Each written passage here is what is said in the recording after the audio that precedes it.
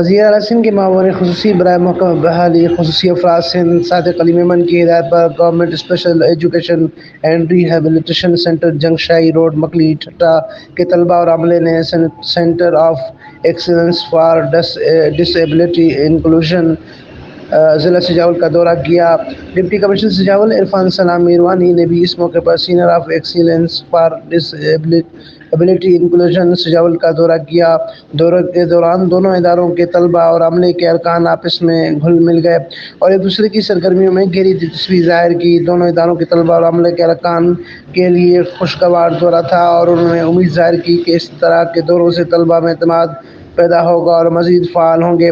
اس موقع پر deputy commissioner Sajawal Irfan سلام میروانی نے خصوصی طلباء کی صلاحیتوں کی تعریف کی اور کہا کہ اس قسم کی سرگرمیاں یقینی طور پر ان طلباء میں اعتماد کی فضا کا باعث ہوں گی۔ امین فاروقی، فائرسٹون۔